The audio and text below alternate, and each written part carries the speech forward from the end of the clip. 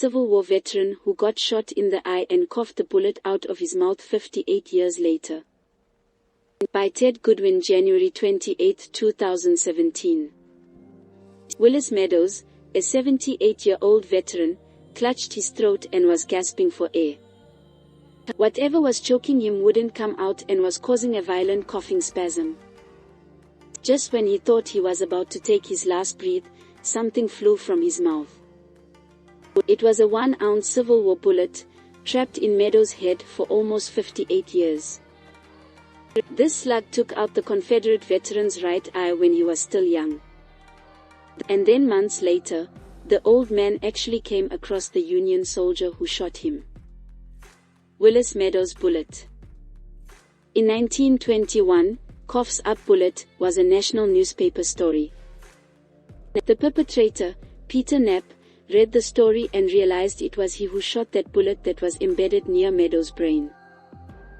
Subsequently, he reached out to Meadows, and after comparing notes, they found out it was true. When he joined his brothers and cousins, Meadows was 19.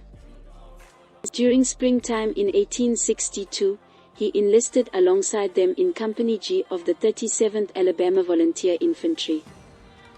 He was appointed to the Western Front by the Mississippi River, where his company endured heavy casualties in one battle after another.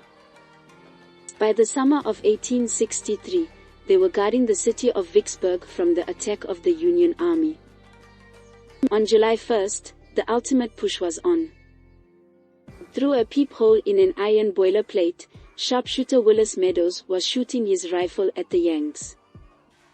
3 Union soldiers from Company H of the 5th Iowa Volunteer Infantry, including Peter Knapp, who was 21 years old, were advancing from the east.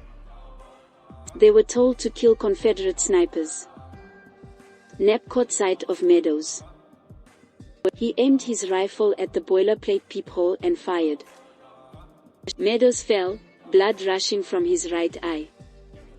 He was supposedly dead and the men moved on. Meadows was discovered and was seen by Union surgeons who tried to locate the bullet, but were unable to find it.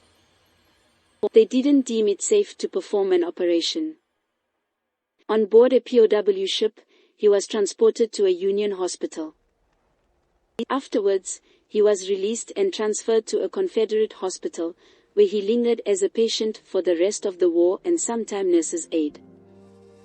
After the war, he got married and returned to his farm in Lanett, Alabama, just east of the Georgia state line.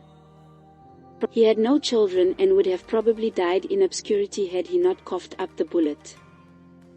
A few months after Vicksburg, Knapp was captured and was held in various Confederate prisons, including Andersonville. When the war was over, he farmed in Michigan, got married, and moved to Kelso in 1887. Mortal enemies when they were still young, they tried to kill each other. But now, as veterans, they would allocate their last few years as friends, exchanging photographs and bidding one another a good health.